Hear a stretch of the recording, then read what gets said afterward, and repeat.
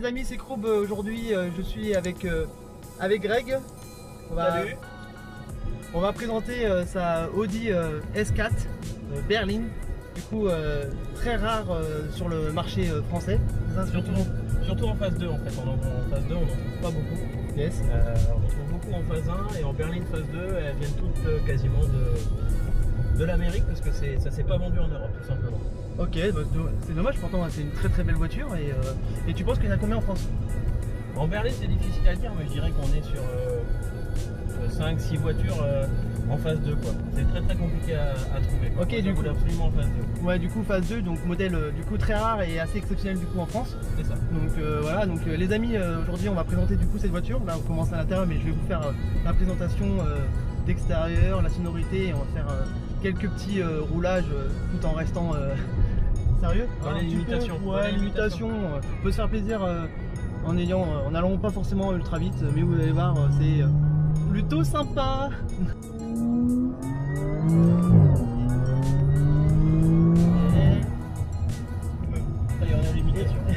Ça y est, l'imitation, c'était rapide. Ouais, du coup, tout à l'heure, j'ai remarqué quand t'es arrivé à la maison, alors ce qui est marrant, un quart d'heure avant, il y a un mec qui est monté pleine bâche. Tu vois, c'est pas Greg quand même, il a pas loupé l'entrée. Non, c'était pas toi, mais avec le petit sifflement comme ça, mais on te reconnaît. Mais ah oui, c'est un peu particulier. Ouais, c'est les moteurs à compresseur qui vont jouer là. Ouais, non, c'est vraiment top. Bim. Ah ouais, ce sifflement là, moi, la première fois que je suis monté dedans, ça m'a fait penser un peu. On est le 14 juillet en plus, ça tombe très bien. Ça me fait penser à un départ de feu d'artifice quoi. Ouais, c'est vrai que c'est un petit peu ça quoi. Ouais, ça m'a fait. Ça me fait penser à un Dyson, mais ah, un Dyson, ouais, carrément. À Orléans, ils le surnomment Dyson. D'accord.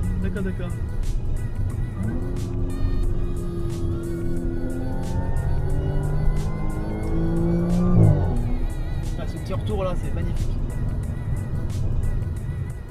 Je vais vous montrer un petit peu l'intérieur les amis. Donc l'intérieur il est comme ça les amis. Du coup rouge cuir, élément carbone. Le volant franchement il est magnifique. Ouais. Cyclé S4. Ça c'est le petit. Alors ça c'est AliExpress, très bien.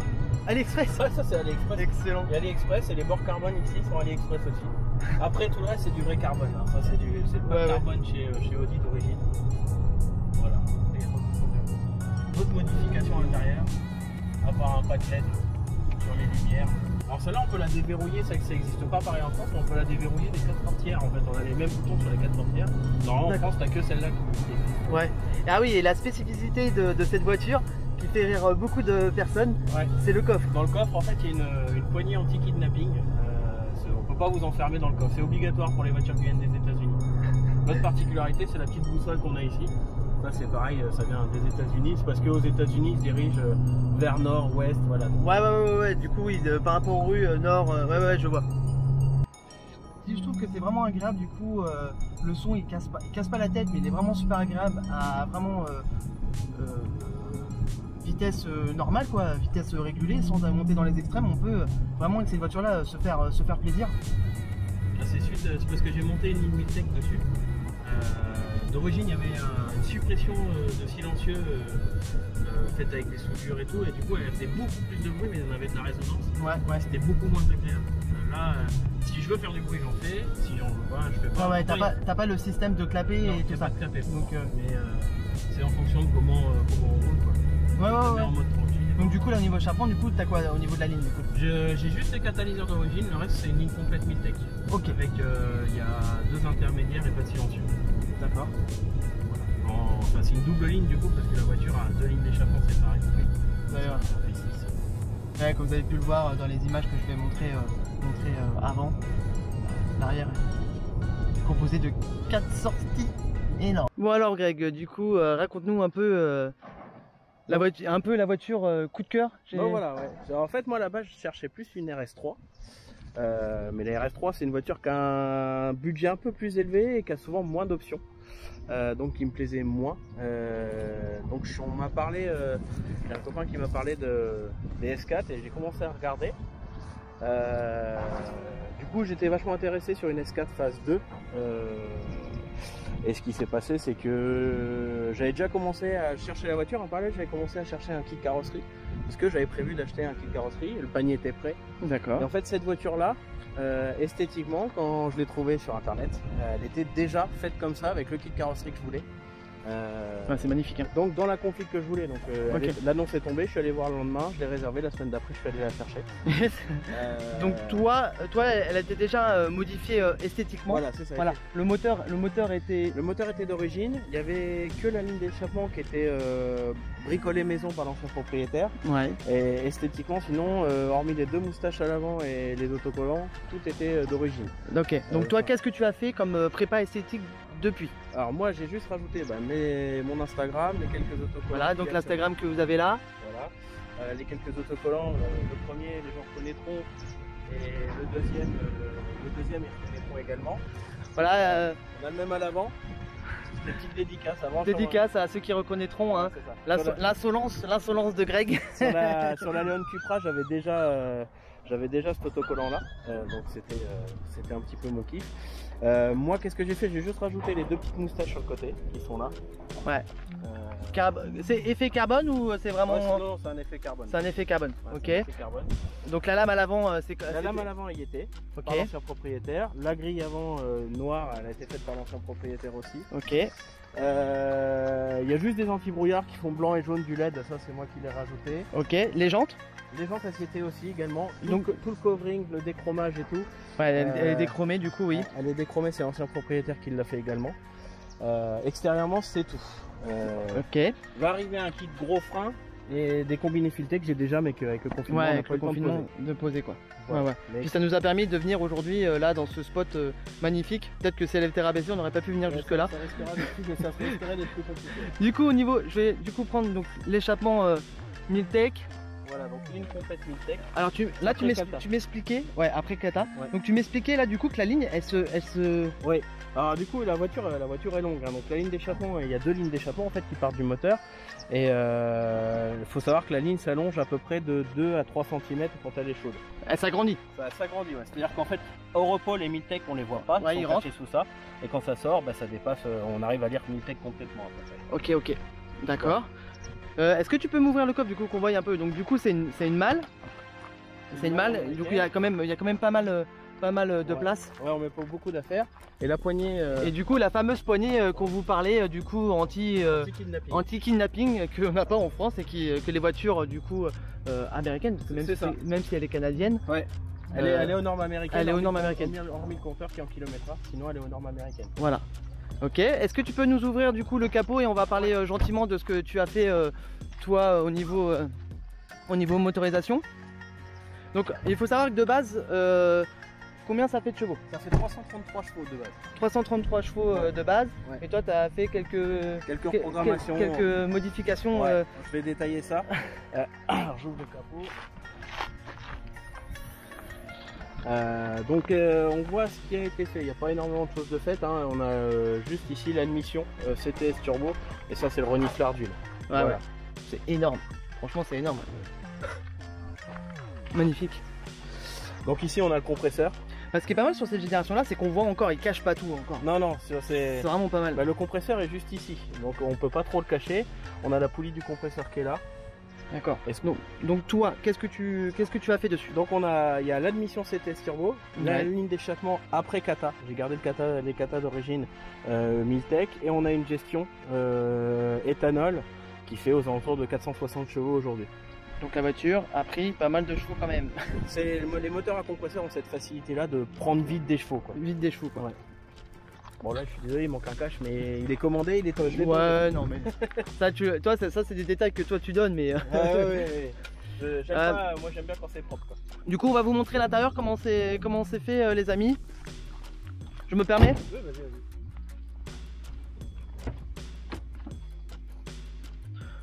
Donc l'intérieur elle est vraiment joli. Du coup en cuir rouge et noir avec des petites surpiqûres rouges. Et on a les sièges entièrement électriques. Sièges électriques. À mémoire. À mémoire de forme, ouais. Le pack carbone. Le pack carbone. Le volant qui est très joli. Avec les extensions de palette aussi, ça a été rajouté ça après. par l'ancien propriétaire, mais sachant que j'avais les mêmes déjà sur mon ancienne voiture. Les sièges Sigley S4. Et du coup l'arrière.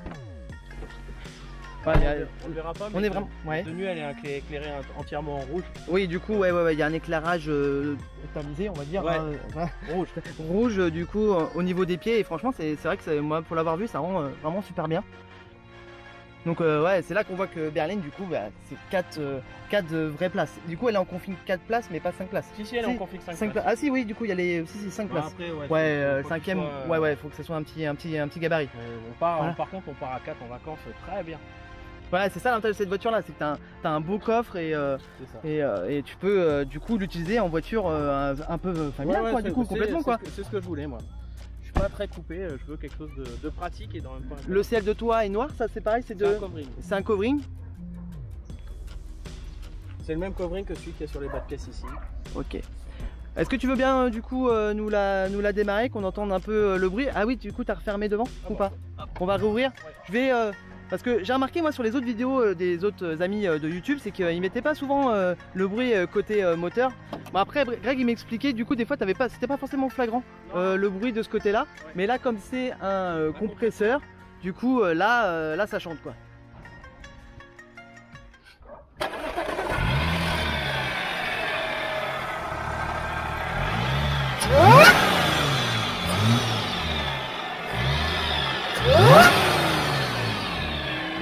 Oh, j'adore.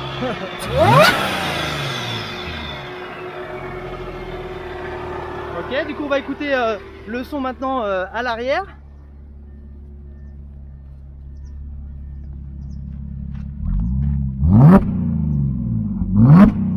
Ah, c'est magnifique.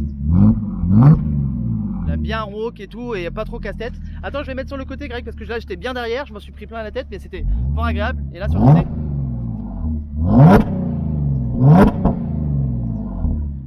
Yes. Bon bah du coup les amis, on va aller faire un petit tour avec Greg pour voir le comportement routier. Mais en tout cas, moi je suis vraiment très content de présenter ta voiture sur ma chaîne. Merci à toi. Elle est vraiment magnifique. J'espère que les amis ça vous plaira. Donc on va essayer la voiture, je vous remets une petite vidéo à suivre, ne bougez pas les amis, petit essai routier avec le son et le comportement. Voilà, on se retrouve à l'intérieur avec Greg. Du coup il avait quelques détails à donner par rapport au comportement moteur. Ouais. Donc du coup ce qu'on a fait au niveau de la reprogrammation, j'ai fait reprogrammer chez une société qui s'appelle Odo Engineering qui est vraiment spécialisée sur ces moteurs là. Ok, est-ce que tu veux que je mette du coup en lien Ouais tu peux, ouais. Bah, je prendrai les coordonnées et du coup je mettrai dans la vidéo ou en description du coup le lien de cette entreprise. Ouais, moi je suis très satisfait de leur travail et donc ce qui a été fait c'est une gestion relativement classique pour ces moteurs là, une gestion à l'éthanol. Et on a donc fait un stage en éthanol, ouais. On a reprogrammé la boîte, parce que la boîte de vitesse DSG, ces boîtes-là ont tendance à être fragiles, sur celle-là elle a déjà été réparée une fois. Donc on modifie, on fait la programmation de la boîte, ça donne plus de pression dans les disques pour qu'elle passe les rapports plus vite. Ah, du coup tu as raccourci les rapports, tu les as pas on les a pas raccourcis, c'est la pression dans les disques en fait, quand les disques sont en contact, la pression est plus forte. Ok. Et après on a également changé la limite de rapport. Le rupteur avant était à 6005, maintenant il est à 7002. Ah oui. Donc ça, on a gagné en allonge. Yes. Et j'ai également une gestion pop and bang, puisque c'est une voiture qui fait très peu de bruit d'origine. Oui, tout droit. Qui fait très peu de bruit d'origine, et donc du coup j'avais fait rajouter la gestion pop and bang parce que ça fait un peu Jackie, mais moi j'aime bien. Et ah non, mais moi ça me plaît bien, tant que c'est pas trop, trop fort. Ouais. Je vois que sur la tienne c'est quand même carrément supportable. L'avantage de la reprogrammation, ça c'est une spécificité à eux. Si je désactive la clim, j'ai plus de pop and bang. Je peux rouler sans pop and bang. D'accord. Il est désactivable. Ah, il est désactivable, d'accord, je savais même pas que ça. J'avais au niveau du. Là, typiquement, on va l'entendre. Ah ouais. D'accord. Dès qu'il coupe la clim, du coup, là on entend, ça fait blablabla. Et là plus rien. Ah ouais. Excellent. Du coup c'est caché en plus. Ouais voilà. C'est formidable. L'objectif c'est pouvoir se cacher un petit peu quand on fait un peu de bruit. Voilà. Parce qu'on peut l'entendre de loin quand même si intérieurement c'est assez petit. Ouais, ça va. Ouais, on va ouvrir un peu les fenêtres pour que vous entendiez mieux, les amis, parce que je pense que vous vous rendez pas spécialement compte. Là, on va prendre une entrée d'autoroute. Et là. Donc là, je peux choisir les modes. J'ai ce bouton là et ça m'active sur cet écran là. Pareil, le bouton efficiency, je l'avais pas, c'est le reprogrammateur qui me l'a rajouté. Parce qu'aux États-Unis, ça n'existait pas le mode, en gros, le mode éco. Qui me l'a rajouté. Là, on va la mettre. Ouais, les Américains ils sont pas trop dans l'éco. Donc en mode dynamique, on a le châssis Quattro Sport. C'est un différentiel Quattro Sport qui s'améliore un peu. Ouais. On a le volant qui se durcit et on a la réactivité de la pédale qui change. J'ai pas l'amortissement piloté. Ouais. Donc ça ne change pas. Voilà, ça change quand même pas mal de paramètres de la voiture. À droite, ouais. Ouais, on va pas à Nantes. Ouais, mais. J'espère que vous allez entendre malgré. C'est comme ça. Le son.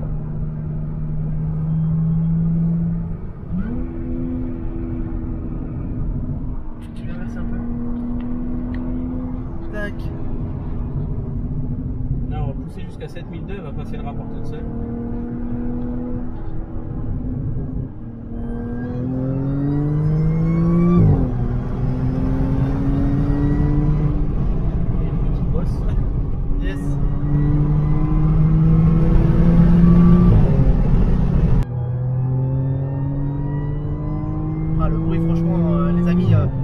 Bien entendre avec le micro, mais elle est vraiment super sympa et super jolie.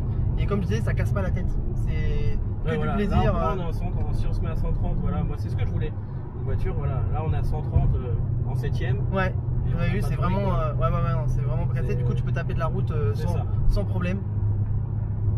Et après, quand on va s'énerver.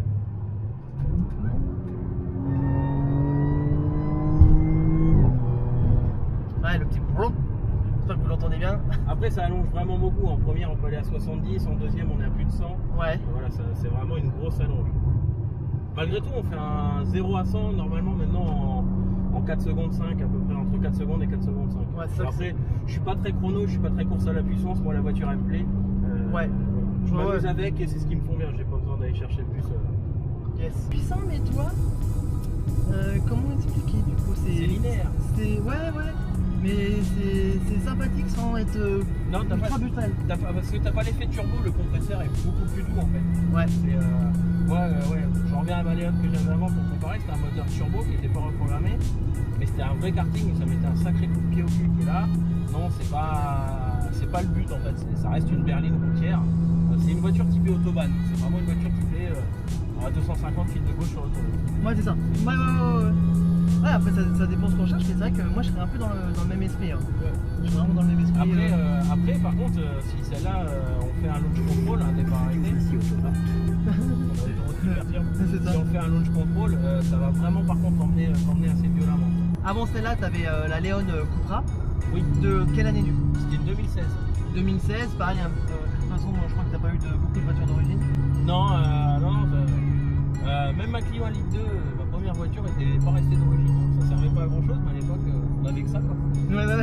Après, ça a commencé sur ma Léon 1 TDI. Ouais. Où là, vraiment, j'ai commencé à faire des grosses modifs parce qu'on était passé à plus de 220 chevaux. Pour un TDI 130 de base. Après, j'ai acheté, je l'ai revendu, j'ai acheté une Exeo, Seat Exeo, donc c'est l'Audi A4 mais de chez Seat. C'est ça. En TFSI 211 chevaux. Et ça t'a plu celle-là? Parce que moi ça m'intéressait à un moment donné. Ouais, c'est une voiture qui est très très bien. En fait, on a une Audi A4. Alors, ce moteur-là, par contre, a un problème, c'est qu'il se met à consommer de l'huile. Et je sais que la voiture actuellement, elle a fait depuis 3 ou 4 propriétaires. Et je sais que le dernier est emmerdé avec des problèmes de consommation d'huile élevée. Quand il est élevé, c'est élevé. Ah ouais? Le 2 litres TFSI 211, c'est le même moteur qu'équipe les Golf 6 GTI. Ouais. Faut pas le prendre en fait. Il vieillit très mal, ou alors il faut avoir un moteur où la segmentation a déjà été refaite. Et on va sortir là du coup, Greg. Voilà, j'ai eu ça et après j'ai vendu, j'ai acheté la Cupra. Et après j'ai revendu la Cupra pour acheter celle-là. Voilà. Et du coup là tu me disais, on a du coup en prévision amortisseur. On a donc j'ai des combinés filetés ST Suspension, qui est une marque de KW. Je les ai et j'ai aussi je vais monter des freins de Porsche Macan. Parce que vous savez que la A4 B8, la Porsche Macan ou le Q3, c'est la même plateforme. Donc du coup on peut prendre des pièces. Ouais, tu peux. J'ai récupéré des freins de Porsche Macan. Il faut savoir que les freins sont moins chers chez Porsche que chez Audi. Ah, c'est bon savoir ça, les gens. Je pense que ça va intéresser des personnes. Mais l'objectif pour moi c'était d'avoir un freinage un peu plus dimensionné sans aller à des étriers 6-8 pistons parce que mais ils sont déjà gros déjà ceux-là sur le Macan. Ouais, mais sur le Macan, c'est des 4 pistons qui sont. C'est le Macan S du coup, ou alors c'est les mêmes freins que les SP3. Ouais, du coup c'est en 4, c'est ça tu me disais, en 4 gros pistons. 4 gros pistons. Ceux d'origine par contre c'est une voiture qui freine bien, mais elle freine bien 2 fois. Après elle freine plus une fois que les freins sont chauds, c'est mort. D'accord. Il y a quelqu'un sur YouTube qui s'appelle Q Besson, c'est sa chaîne, il en a une. Il a fait du circuit la semaine dernière, il n'a pas pu rentrer parce que les freins étaient morts. Ah putain. Mais mort, hein, il pouvait plus freiner du tout. C'est une voiture qui est assez lourde. Ouais. On est sur 1800 kg, hein. C'est pas une compacte sportive, hein. C'est vraiment une berline. Ouais. Et du coup ça freine pas super bien, faut pas se mentir. Là, on va reprendre l'autoroute les enfants.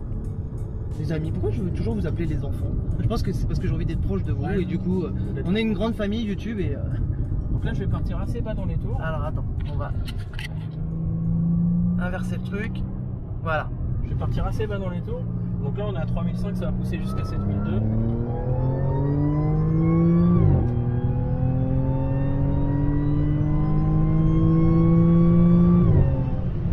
Yeah. J'arrête parce qu'on a déjà un bon Ouais. Non, on n'est pas là pour faire de la vitesse, c'était surtout pour que vous vous rendiez compte du coup du bruit et puis ce qu'il y avait sur la voiture et pour vous rendre compte que c'est une voiture vraiment sympa et qu'on peut utiliser tous les jours quoi. Toi en ce moment du coup t'as pas de seconde voiture et tu utilises tous les jours et c'est carrément jouable. Après bon le fait que tu aies le système de kit éthanol, les chevaux et tout ça, bon l'autonomie est pas... L'autonomie pas ouf hein. Ça dépend comment, si on fait de l'autoroute que de l'autoroute, on peut arriver à 400, 450. Dès qu'on fait de la ville et tout, si on a 250 on est déjà bien. Voilà, 250 quand on tape un peu dedans, et encore, gentiment même. Tu tapes vraiment dedans.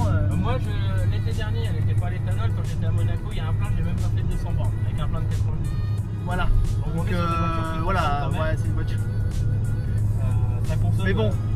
J'aimais bien le C63, ça consomme un peu moins qu'un C63, mais on en est plus très loin. Donc en même temps, on est sur une puissance équivalente à peu près. Plaisir, familial, mais plaisir. C'est ça. Voilà, c'est vrai que c'est un compromis. Voilà. C'est papa à la classe quoi. C'est ça. Et du coup la question que j'avais à te poser, voilà, là tu as quelques modifs à faire encore dessus, mais si tu avais à changer de voiture, qu'est-ce qui t'intéresserait? Mon objectif, moi je suis un grand fan d'Audi. Après j'aime bien les autres marques, hein. J'ai eu beaucoup de CA, j'ai eu une BM, j'ai eu quelques voitures. Maintenant si moi je devais changer, je resterais chez Audi, je partirais sur une RS6. Ce serait mon vrai kiff. Ouais. J'ai l'impression qu'on est tous un peu comme ça, hein, franchement. Moi c'est pareil. Une R8 c'est très beau, une Lamborghini c'est très beau. C'est déjà des gros budgets, c'est plus qu'une RS6. Et surtout, c'est pas polyvalent. Moi j'aime bien partir avec des potes. Bah c'est ça, ouais. Trouver le bon compromis entre puissance et polyvalence, et espace et tout ça. Et c'est vrai que le RS6, pour ça, c'est top quoi. Donc ouais, moi l'objectif RS6 qui me freine un peu, c'est la carte grise. La taxe forte puissance risque de disparaître l'année prochaine, donc ça pourrait faire mon affaire. Sinon une RS4 m'ira très bien aussi, hein, les dernières en V9, c'est un 2 litres 9, c'est un dérivé de ce moteur là, mais ils ont remis un turbo, c'est un 2 litres 9 turbo, ça fait 450 chevaux d'origine, les ABT font 530 chevaux, et ça m'irait très bien aussi. Yes. Au niveau, on va parler, est-ce que tu veux bien qu'on parle un peu de prix, à peu près comme ça on peut donner une fourchette. Du coup la voiture, elle est, c'est de quelle année du coup? C'est une 2013. 2013, tu l'as acheté toi, elle avait à peu près combien de bornes? Elle avait un peu moins de 100 000 bornes. Un peu moins de 100 000 bornes, tu l'as acheté? Je l'ai acheté 33 000 euros. 33 000 euros, ok. C'est difficile d'avoir un comparatif parce que sur le marché il n'y a pas trop d'équivalent. Bah ouais, il n'y a pas trop d'équivalent. Certains diront c'est un peu cher, d'autres diront ça me paraît pas cher. Bah surtout que là, comme j'ai expliqué au début de la vidéo, c'est une berline où il y en a très peu en France, ces modèles-là. Donc 33 000 euros, et après toi tu as fait avec toutes tes prépas une fourchette à peu près, est-ce que tu sais à peu près combien? Ouais, il y a 3 000 euros à peu près, 3-4 000 euros de pièces quoi. D'accord. Donc voilà, on est sur une voiture qui est à 36 000 euros à peu près. Ok. Bah, par contre je pense que l'avantage sur ces modèles-là, même si ça prend un peu de borne, tu perds pas, tu vas pas perdre énormément, genre tu vas pas perdre 10 000 euros de code dessus quoi. Non, je pense pas que je perdrai énormément. Là j'ai un copain qu'on a eu en phase 1. Donc du coup elle est de 2010, Ouais. elle a 143 000 km, il a mis avant d'un 23-24, donc bon, elle est plus récente et tout. Après faut que ça tombe, faut que ça plaise à quelqu'un aussi. Hein. Faut que moi, au moment où je l'ai vue, elle était au prix que je cherchais, au prix que je trouvais que le prix était en adéquation avec la voiture. Ouais, puis elle est vraiment propre, hein. Je sais pas si vous avez vu, l'extérieur elle est pas abîmée et tout, il y a vraiment voilà. Faut savoir que l'équivalent qu'on peut trouver plus facilement aujourd'hui c'est les S5 Sportback. Ouais. Les S5 Sportback se vendent un petit peu moins cher. Aujourd'hui un modèle comme ça avec ce kilométrage là on sera aux alentours de 28 000 €. Ouais. Ouais, mais ils ont pas ce modèle là avec cette cuve là. C'est ça, moi c'était voilà. L'aspect, j'avais envie de rouler différent. Donc c'est ce que j'ai. Puis ce bruit un peu. Ouais, il y a un peu de particulier. C'est une grosse américaine, non indirectement oui, elle vient des États-Unis, mais ça reste finalement quand même à la mode. Ouais. Non, et puis je suis sûr que les non connaisseurs ne verront pas la différence en fait. Ils croiseront ça par rapport à une A5, c'est vraiment que les personnes qui connaissent quoi. C'est ça. Bon, on va aller sur les derniers accès. Bon bah les amis, sur cette dernière accélération, grosse accélération de Greg, je le remercie du coup d'avoir bien voulu présenter sa voiture sur sa chaîne. Moi je suis vraiment très content déjà de l'avoir rencontré. Ça fait un moment qu'on devait se voir et c'est chacun bon, ça a mis un peu de temps, mais ça a mis un peu de temps, du coup vraiment très content de l'avoir rencontré. Vous pouvez le suivre sur ses réseaux, Greg Cars 45. Greg Cars 45 qui va s'afficher là sous la vidéo, et puis vous l'avez vu tout à l'heure aussi en sticker. Je vous invite aussi à me suivre sur ma chaîne Proub-37 et aussi allez vous balader sur ma chaîne. Il y a plein de vidéos sur les dirt, sur les motos. C'est vrai que pour l'instant ma chaîne elle est relativement jeune et vous avez des vidéos plus moto, mais voilà, les voitures ça arrive, il faut être patient. J'aime beaucoup les voitures, donc ça va venir. J'ai pas mal de personnes, après c'est le temps de se caler. Voilà, même vous, si vous voyez cette vidéo, vous avez envie de présenter votre voiture, n'hésitez pas à me contacter dans mes réseaux, ils sont inscrits soit dans la vidéo ou dans la description. N'hésitez pas à me contacter, ça me fera plaisir de montrer votre voiture. C'est une voiture un peu atypique. Alors c'est pas aussi forcément des voitures comme ça peut être aussi des Youngtimer, ça peut être n'importe quoi. Je suis ouvert à plusieurs propositions. Voilà, si vous avez une voiture un peu atypique, n'hésitez pas à me contacter. Voilà, ça sera avec plaisir, on passe un bon moment comme avec Greg. Vous pouvez y aller, il y a la passion. C'est ça, voilà, c'est du partage, c'est YouTube, c'est comme ça. Donc je vous invite à me contacter, à me suivre, et puis je vous dis à bientôt, bonne fin de journée les amis. Merci à vous. Salut, ciao ciao.